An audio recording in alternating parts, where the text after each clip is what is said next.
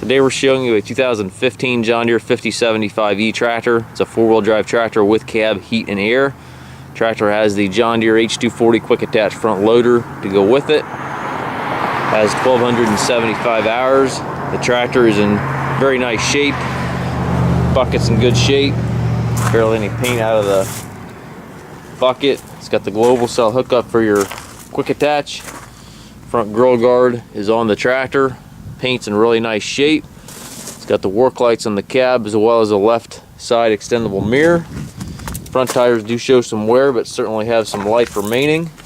Back tires are in pretty good shape, probably have about 50% tread remaining. It does have the Deluxe telescopic 3-point arms back here, stabilizer chains, also has the dual rear remotes, has 540 and 540E PTO.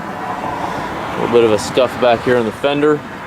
Over here we did touch it up slightly. There was a little bit of paint missing on the fender here, which we touched up.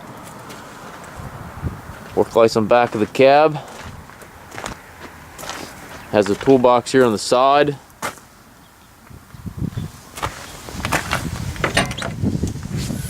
Inside the cab it does have the Deluxe air ride seat here for the operator. It's a very nice seat, very comfortable seat.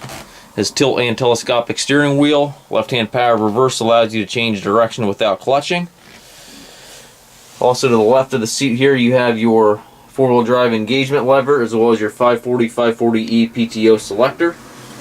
To the right you've got your two main transmission sticks. You got 3 ranges, then a 4-speed which is synchronized.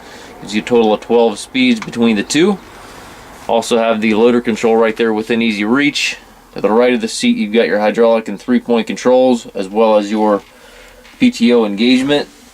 Down below you've got the foot throttle, individual brakes, clutch pedal here on the left.